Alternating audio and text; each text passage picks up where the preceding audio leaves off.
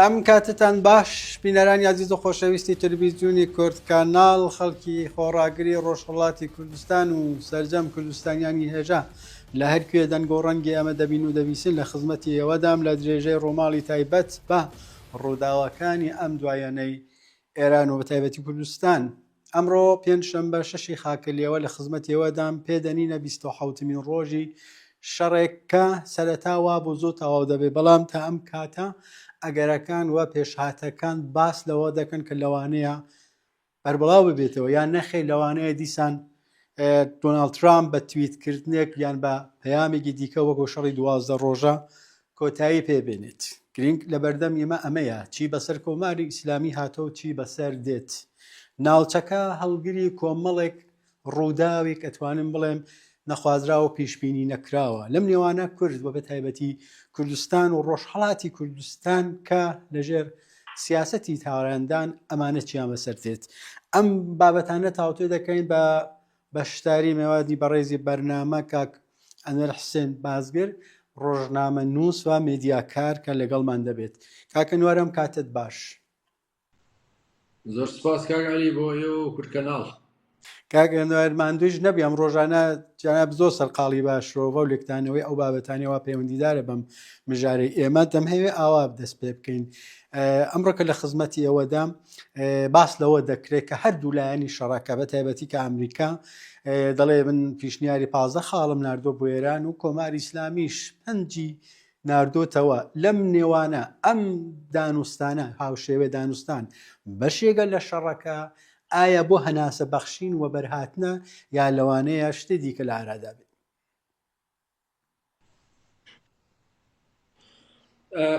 دیسان سپاس. بەڵێ جەناب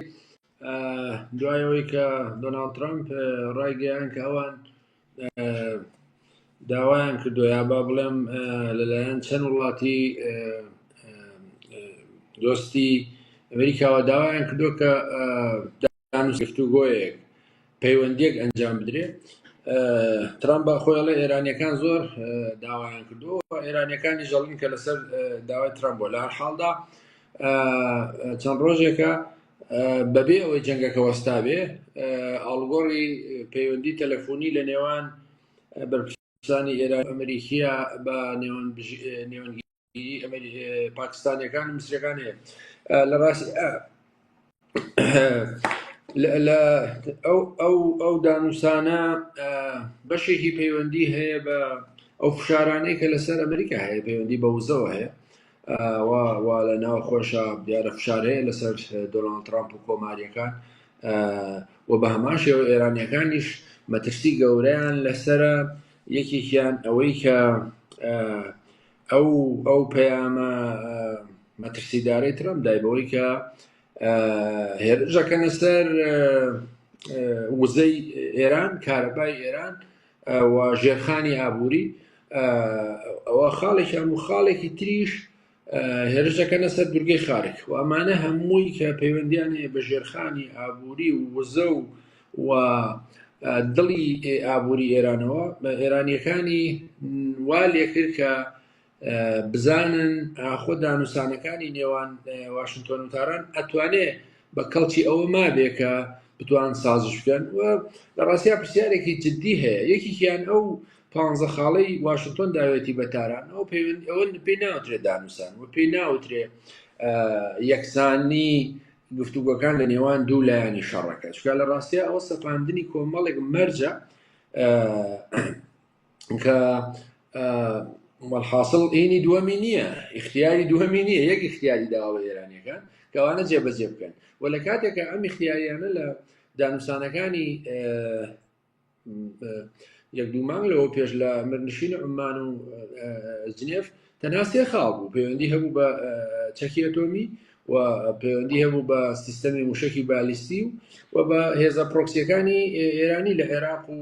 لوبنان و ئێستا 3 خاڵەکە کە ئێرانیەکان موافقەتیان لەسەر نەکرد و سازشیان لەسەر نەکرد و دیعای ئەویان کردبوو کە ئێمە هیچ کام لەو مەرجانە قبول ناکەین، نە یۆرانیۆمی پیتێنرا و تەسلیمەکەین، نە موشەکان ناکۆتایی پێدێنین، نە دەست لە پرۆکسیەکانی ماڵەگرن. ئێستا هەم واشنگتۆن مەرجەکانی زۆر کردووە و هەم ئێرانیەکانیش لە هەلومەرجێکی خراپتران. لەبەرەوە کەواتە ئەمە تەحسیل حاصڵە کە ئێرانیەکان لەبەردەم هەلومەرجەکان یان هەموو ئەو مەرجانە قبوڵەکەن و قبوڵکردنی مەرجەکان یعنی سازش یعنی تەسلیم بوون و یعنی بەڕادەیە دەتوانم بڵێم دۆڕانی جەنگەکە و خۆشیان نەزانن ئێرانیەکان خودی خامنەئی ڕابەری پێشوو کۆماری ئیسلامی ئێرانی ئەوەی ڕاگەیاندە بوو پێش شەڕەکانی مانگی حوزەیران و شەڕی 12 ڕۆژە ئیسرائیل و پێش ئەم دانوستانانەش ئەو وتبووی ئێمە ئەگەر شەڕ بکەین و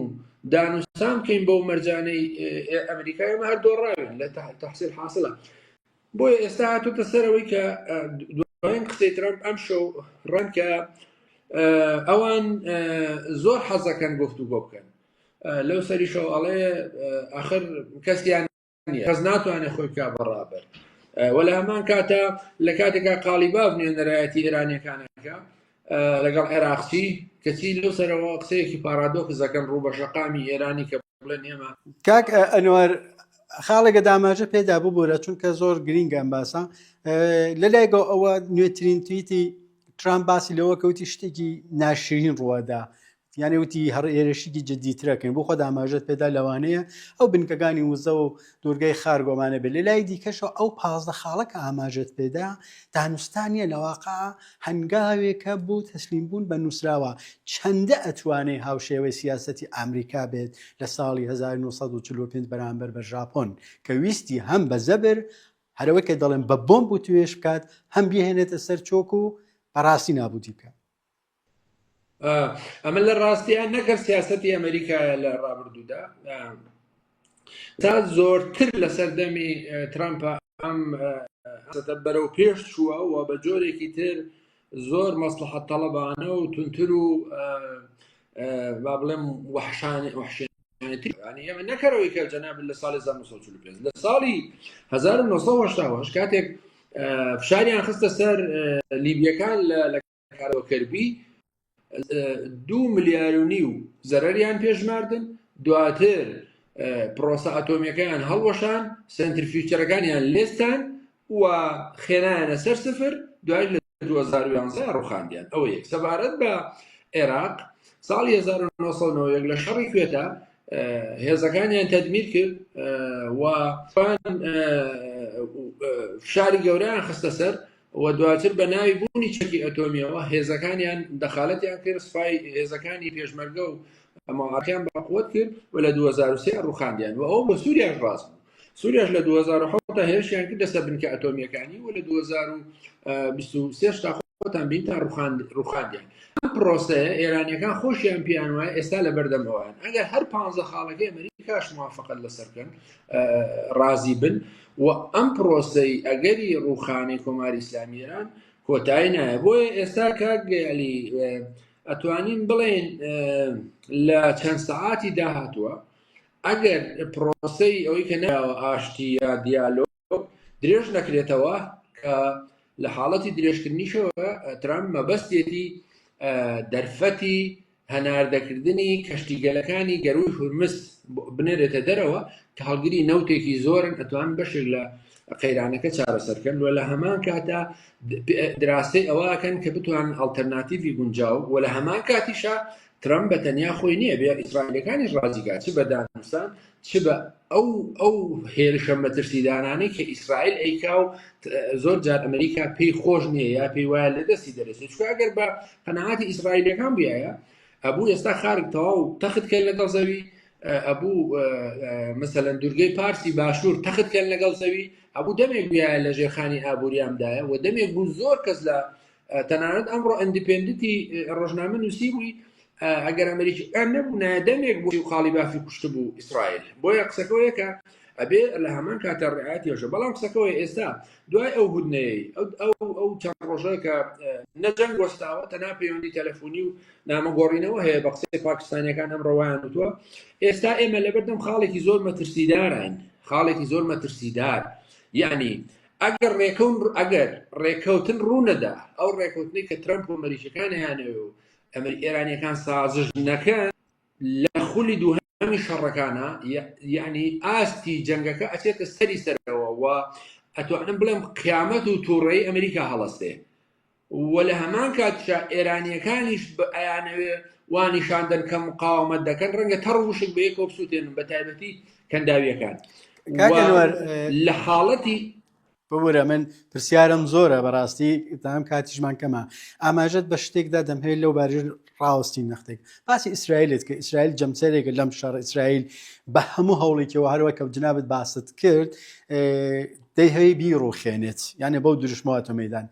لەم لاوەی ئێران پێی خۆشە پەرە بەو شەڕە بدا ناوچەی بکاتەوە وایشی کردووە ئەوەیەنی وڵاتانی کەنداوی داوتە بەر هێرشی خۆی ئەم باشوورەی خۆشەویستی خۆمانش هەر بەو شێوە کۆماری ئیسلامی تا ئەم کاتە توانوێتی زەروێک لانی کەم لە دەرۆسیەکانی بدا و بەڵام هیچ هەڵویستێک نەبینراوە هۆکارەکەی ئەوە نی وڵاتانی عەرەبی ئەگەر بێدەنگن چونکە لایەنێک لەم شەڕە ئیسرائیلە بەڵێ لە ڕاستیە ئیسرائیلەکان و مەریشیان دوو تێڕوانی جیاوازیان هەیە سەبارەتەوە بە ئەگەری داهاتووی ڕوخانی کۆماری ئیسلامی ئێران یەکیانەوەی ئیسرائیلەکان لەگەڵ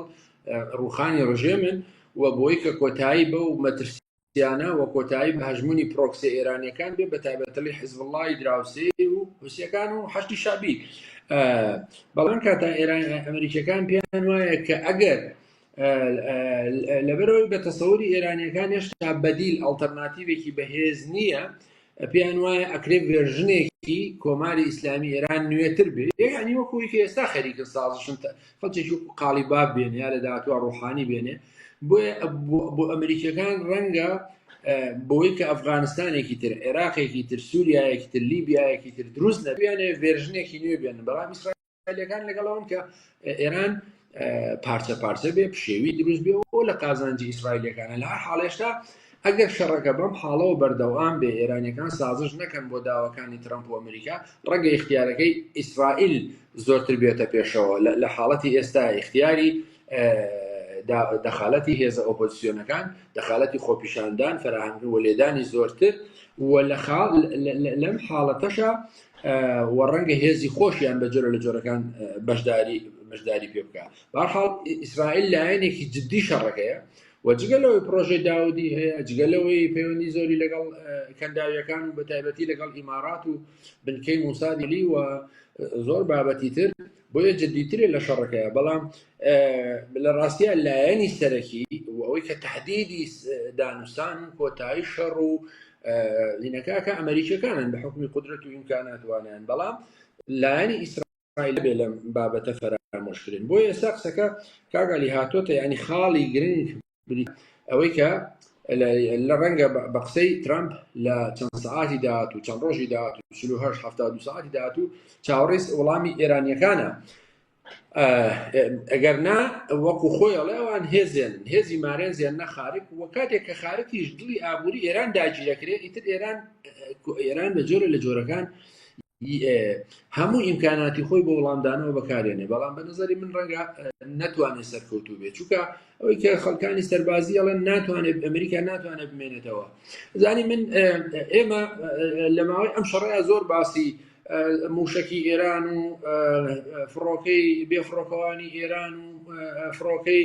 F-35 ئەمریکا ئەم هێژمون و هێزانەمان کردووە کەچی بۆ معلوماتی جەنابەت ئێستا سێ غەوا سێ کەشتی گەلی ژێردەریایی گەورەی ئەمریکا و بەریتانیا لە ئاوەکانی کەنداوی عەرەب و دەریای سوورن کە مەسەلەن تەنها ژێردەریایەکی وەک ئۆهۆ ئەتوانێ لە ماوەی یەک خولەکە 24 شار لەسەر گۆی زەوی بسڕێتەوە ئەمە کە تا ئێستا نەهاتوونە شەڕەکەەوە بۆ من پێم وایە شەڕەکە زۆر نابەرابەرە بەڵام ئێرانیەکان بۆ ئێرانیەکان ئێستا زۆر قورسە سازش بکەن یعنی ئەگەر سازش بکەن تەنها لە بەرمانەوەی ڕژێمەکەیانە بەڵام بەهەرحاڵ ئەوەی کە پێویستە لەم ڕووداوانە دەورونەخی ئەبێ و ڕیسک بکا بە نەزەری من هەم هێزە کوردیەکانن بە تایبەتی و هاوپەیمانی هێزە کوردستانیەکان و هەم حرەکاتی تری وەکو مجاهیدینی خەڵقا وەکو حرەکەی ئەهوازە وەکو بلوچستانە ئەمانە پێویست هەلوو مەرجە زێڕینە مێژوویە دەخالەت بکەن بە پشتیوانی خەڵک لە ناو خۆیان منەزانم بۆ چوونی ئەوانەوەی ڕەنگە ئێران دەست نەپارێزی ڕەنگە قەتڵعامی ڕوودا ئەوەش ممکنە بەڵام لە حاڵەتێکە ئەگەر بارودۆخەکە بە شێوەیەکی تر بوو کە ئەمریکیەکانیانەوێ ڕەنگە ئەم چاسە لە دەست خەڵکی ئێران دەربچێت کە بتوانن تحولێک پێک بێنن ئاڵوگۆڕێک پێک بێنن کاکە ئەنوەر بەرنە پێش هەر لەو باسی کۆتاییەکە باسی کوردستانت کرد ئەمە گرینگە دەم هەوێ بەگشتی باسی کوردستان کەم لەم گەمە سیاسی یا لەم شەڕەدا لەلای دیکە باشووری کوردستان کە هەولێر بێت دوای دوو وڵاتی عەرەبی پێم وابە زۆرترین هێرش کراوە سەر باشوور و بەم شەخەسی لە جۆغرافیای بڵین هەولێر بنکەکانی ئەحزابی کوردی بە حیزبی دیموکرات و کۆمەڵەوە لەو لاوە دوێنێ ئێمە شاهێدی شەهیدبوونی پێشمەرگە بووین لەم لاوە دۆناڵد ترامپ باس لە جوڵەی هێزە کوردیەکانەکە ڕۆژێک دەڵێ لەگەڵ یانم ڕۆژێک دەڵێن لەوانەیە ئەگەر بەشداری نەکەن دەم هەوێ کەمێک ئەوەی کە دەڵین شەفاف و ڕوون باس لەوە بکەین نازانم لەوانەیە هاوپەیمانی بوو خۆیان وەڵامیان هەبێ بەڵام هێزی کوردی پێی خۆش نییە شەڕی بە وکالەت بگات و ئەو دەرفەتە زێڕینیە کە خەڵک بێنە سەر شەقام هێشتا لە ئارادانە جناب لەم عادڵە لەم چۆن ئەم هاوکێشانە چۆن پێکەوە گرێدەی کورد چییە لەم وەزعەوە چی بەسەر دێت کاگالی من لەگەڵ ئەو چەمکە نیم شەڕی بە وەکالەت ناکەین بۆ ئیسرائیل و بۆ ئەمریکا و ئەوانە دەزانین پەیوەندی بە بەرژەوەندی سیاسی و هاوسەنگی هێزەکانەوە هەیە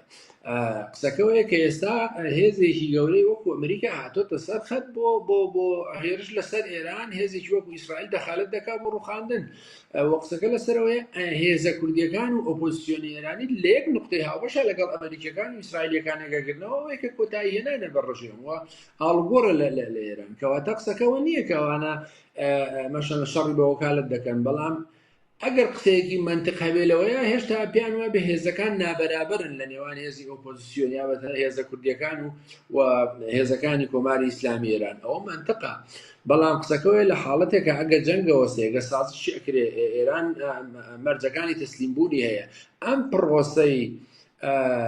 ڕزگارکردنی ڕۆژهەڵاتی کوردستان ئەم پرۆسەی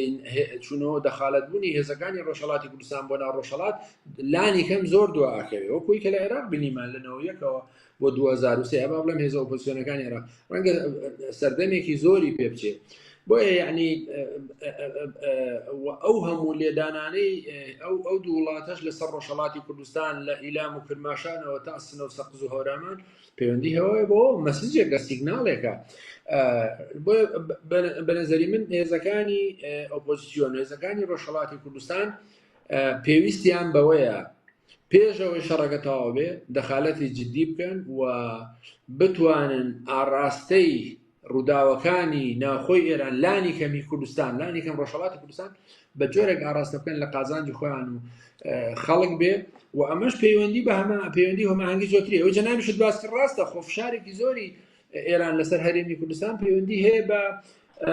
بوونی هێزەکانی ئۆپۆزیسیۆنی ڕۆژهەڵاتی کوردستان و بوونی هێزەکانی ئەمریکا و خۆشیان دعایەکەن بوونی هێزەکانی ئیسرائیلی و لە حاڵداوی کە جەنابیشت وتت چۆن مەسەلەن دژمنە سەرسەختەکەی کە ئیسرائیل زۆرتر ئێران پەلاماری ئیماراتیاوە و لە کاتێکە دژمنە سەرسەختەکەی ئیسرائیل و ئەمریکان و زۆرتر پەلاماری هەرێمی کوردستانیاوە ئەو پەیوەندی هەیە بە فاکتی پەیوەندی کورد لەم پارچە و لەو پارچە و هەڕەشەکانیشی بێگومان ڕوو بە هەرێمی کوردستان ئەوە بووە بەڵام لە هەر حاڵدا من پێم وایە حکوومەتی هەرێمی کوردستان تا ئێستا خراپ مامەڵەی نەکردووە بەڵام لە هەلوبەرجێکا کە دێتە پێشەوە لە پشتیوانی لە ڕۆژهەڵاتی کوردستان لە پشتیوانی لە هێزەکانی ڕۆژهەڵاتی کوردستان و هاوپەیمانەکەیان ئەبێ مەسەلەن بەرخوردی جددیتر بکەوە هەڵوێستی جددیتر بنوێنێ بە دەلیلی ئەوەی کە ئەو پەیوەندیە تاریخی و پەیوەندیە هاوپشتیوان نەزانم هەرێمی کوردستان هەز بە مەترسیەکە لە بەردەم مەترسی جددی هەم لەلایەن ئێران و هەم لە حەشتی شابی و گروپەکانەوەیە بەڵام لە هەر حاڵدا زروفێکی موضوعی تاریخی پۆزتیڤ بۆ کورد هاتۆتە پێشەوە کە پێویست وەکو دوا پرسیار زۆر گرنگە ببوورە کاتت دەگرم وەکو دوا پرسیار بۆ خۆ دەزانی هێرشی هەوایی بۆ سەر وڵات ڕەنگە نەبێتە هۆی ڕۆخانی ڕژیمێک لەوانەیە کۆماری ئیسلامی تا ئێستا بتوانێت پەرە بەو شەڕە بدە کە داویەتی ئەوەی وا پێ دەڵێن تەنانە ڕەچاو نەکردنیش هەر بیکات دەم هەیە ئەوم پرسم ئایا بەڕای جناب وەکو شرۆڤەکارێک ڕژیمێکی لاواز بەستێنێکی لەبارە بۆ خۆپێشاندان و ناڕزایەتێکی بەربڵاو و ئەگەری جۆڵەی هێزی پێشمەرگە یان نەخێر ڕژیمێکی یان وڵاتێکی ڕووخاو کە نەتوانی تەنانەت دیداری وڵات بکەیت کامی بەڕای جنابت پێویستە لە ڕاستی ئەگەر حقیقەتت بوێ ڕژێمێکی لاواز کە بتوانی کۆنتترۆڵ و ئیدارەی بێ باشترە نەگەوەی کە لە فەوزایەکە کاگالی تەجربەی وڵاتانی خۆڕەڵاتی ناوەڕاست و شۆڕشەکانیان و اعتراض و نارضایەتی خەڵک پێمان دەڵێ بەداخەوە کە زۆرتر بە فەوزایە تێپەڕبووە بۆی کە تۆیڵی بە پشێویە تێپەڕبووە ینی خودی عێراق بینین خودی لوبنانە بینین خودی لیبیا و یەمەن و سووریاش لە تەنیشتمان هەموو ئەوانە بینین ینی ئەوانە تەجربەیەکن کە پێم وایە ئێرانیش لانی کەم بەم تەجربەیە تێپەڕەبێ بەڵام قسەکەوەیە لەم بارودۆخەی ئێستایە ئەگەر ئەو فشارانەی ئەمریکا خاو ببنەوە سازش بکە ئێرانیەکان سازش بکەن ڕەنگە ئەم کارتەش لە دەست کورد بچێ ینی لانی کەم بۆ چەند ساڵی تر لە دەستی بچێ بۆیە تۆ دیقەت بە لە سەرەتایی هێرشەکانەوە هەم دۆناڵد ترامپ هەم ویلایەتە یەکگرتووەکانی ئەمریکا و هەم ئیسرائیلیش وەتەنانەت ئەوە نەیمزانم بەشێ لە وڵاتانی کەندا و تەنها هەرێمی کوردستانیش جددیتر بوون لە پشتیوانیکردنی هێزە ئۆپۆزیسیۆنەکان بەڵام دوایەوە کە ئێرانیەکان هەڕەشەی جددی و سەختیان کرد ئەوانە ئەو فۆرمی پشتیوانیە لە ئۆپۆزیسیۆن و لە هێزە کوردەکان گۆڕانی بەسەرا هات ئەگەرنا پێم وابوو هێشتا ئەگەر هێشتاش ئەوەی جەنابەت دێڵێ هێشتا ئۆکەیەکی جددی ئەمریکیەکان هەبێ بۆ پشتیوانی لە هێزە کوردیەکان و ئۆپۆزیسیۆن بۆ چوونە ناوەوە و بۆ هەڵگرساندنی شۆڕش بۆ پشتیوانی لە خۆپشاندانی خەڵک بە نەزەری من هێزە کوردیەکان پێم وانە ڕەتی بکەنەوە لە هەر حاڵدا من پێم وایە بەشی خۆی مەترسی هەیە ئەوەی کە بەم حاڵەی ئێستاوە کە من ێڵێم هێزە کوردیەکان بەشداری لە شۆڕش لە خۆپشاندان لە ڕوبەڕوونەوە بکەن بێگومان مەترسی جددی خۆی هەیە ئەوە تەحسیل حاصلە والحاصل شەڕیشە بەڵام من قسەکەمەوە ترسم لەوە هەیە کاتێککە پرۆسەکە خۆم شەڕە لە شوێنێکە هەرەبێ بوەستێ چکوەکو خۆیان بەتایبەتی ئەمریکیەکانە لە ناوان ئەمانجی سەرەکیان ڕوخانی ئێران نییە ڕوخانی ئێران بەمانای ئەوە نییە کە ڕۆژهەڵاتی کوردستان گیانەکرێتەوە چۆکە ئەوە لە دەورانینەوە یەکشە لە باشووری کوردستان ڕوویدا خۆ عێراقیان نەڕوخان بەڵام هەرێمی کوردستان ناوچەیەکی دژەفرین هەندێک قەراری نێودەوڵەتی بۆ دەرچوو جۆرێک جیاوازی و سربەخۆی خۆی هەبوو ئەمە بۆ ڕۆژهەڵاتی کوردستانیش واردە بەس ئەمریکیەکان ئەگەر بیانەوێت لە ڕۆژهەڵاتی کوردستان داببڕن لانی کەم لە پارچەکانی لە شوێنەکانی تریشی ئێران ئەو ئەزمونەی ڕۆژهەڵاتی کوردستان ئەتوانێت دووبارە بوونەوەی ئەزمموی باشووری نەوەیەک بێت تا 2003 قسەکەەوە یەکە ئەزانی بە دەلیلی چی بەدەلیلی ئەوەی هێزەکانی ئۆپۆزیسیۆنی ڕۆژهەڵاتی کوردستان هێزی جددیترن و گۆڕەپانەکان چۆڵ نەکردووە و لە سنوورەکان کەم و زۆر جا بەهۆی تەشکیلاتی سیاسی ئەوە بێ میدیایی بێ ماونەوە و ڕەبوڕیشەی کۆمەڵایەتیان هەیە و لەعنی کەم پەیوەندی هاوخەباتی و هاوخوێنی و هاوسنووری هەبووە بۆیە جێگە و پێگەی هێزە کوردیەکان جیاوازترە لە هێزەکانی تر من قسەکەمەوەی ئێستا بە نظری من ئێستا بەهۆی ئەم شەڕەوە بەهۆی ئەو هەموو گەمارەیانەوە بەهۆی ئەو زەربە گەورەی بەر هێزەکانی کۆماری ئیسلامی ئێران کەوتووە هەلومەرج و دەرفەتێکی باش هاتۆ بۆ کورد کە پێویستی بە جۆرێک لە ڕیسک هەیە سەر ڕەغمیەوەی کە ئەزانم خەتەریاتی لەسەرا ڕەنگە ئەوەی کە جەنابەت دوتت ڕەنگە ئێران زۆر بەسەختی پەلاماری کوردستان و خەڵکی ڕۆژهەڵات بە هەمووانە لەبەر چاوەڕن باوەڕحاڵ ئێمە هیوادارین بە تەنها ئەمریکا و ئیسرائیل و وڵاتانی تر بە تەنها هێرشکردنە سەر ئێرانیان لە چوارچێوەی نەوت و وزە نەبینی بێ کە بەداخەوە هەندێک جار وا تەفسیرەکرێ یعنی تەنها بەرژەوەندی ئابووری و وزە و نەوت و اقتصاد و خۆیان لەبەر چاو نەگرت بێ بەرژەوەندەکانی خەڵکی کورد و هێزەکان و نەتەوەکانی ئێرانیشیان لەبەر چاوگرت بێ و لە هەر حاڵدا کە ئەوە کاگەلی قسەیەکی جددی ئەوەیە تەحسیل حاصلە لە هەر حاڵدا ئێرانی ئێستا ئێرانی پێش 28 شوبات نییە نەخۆڕەڵاتی ناوەڕاستی 7 ئۆکتۆبر خۆڕەڵاتی ناوەڕاستی پێش 7 ئۆکتۆبرە و نە هەژمون و هیلالی شیعی و ئێرانیەکان بە دوای 28 شوبات و 8 دیسمبر و 7 ئۆکتۆبر ماوەتەوە و نە هێرشەکانی دوای 27 شوباتیش ئێرانێک هەیە لە منترەکە ئێرانی پێشەوە بێ ئەو ئێران ئەو هەژمون و هەیمەنە و ئۆتۆریتە و پێگە سیاسی و جوغرافی و هەژمونی هیلالی شیعی و سوپای پاسداران و ئەوانەی نەماوە ئێرانێکی ترە جیاوازترە لەوە زۆر سپاس کاکەنوەر زۆر سپاس کاتمان بەرەوە کۆتایی دەڕەوە زۆر سپاس هیوادارم لە دەرفەتی دیکەش هەراوە کاتمان بۆ دابنی سواز بۆ تێبینیەکانت وە بەو وەرەبەخشینە بە تایبەتی ئەو تێبینیانەوە لەسەر هاوپەیمانی هێزە سیاسیەکانی کوردستانت هەبوو. زۆر سپاس بۆ بەشداریت بە ڕێز ڕۆژنامەوان و نووسەر لە ئەولێرەوە. زۆر سپاس. بەڵازیزان و خۆشەویستان لە خزمەتیەوەدا بووین. ئەمڕۆ لە 27 شەڕ ڕۆژی شەڕی ئێران و ئیسرائیل و ئەمریکا و بابەتەنەوە گرنگ بوو. باسی دانوستان بوو، خاڵەکانی ئێران و خاڵەکانی ئەمریکا، ئەوەی کە میوانی بەڕێزی بەرنامە و دیاگەر 15 خاڵەکەش قبوڵکە کۆماری ئیسلامی هەمان ڕۆخانێکەوە لێ دەترسێت. لەگەڵمان بمێنەوە.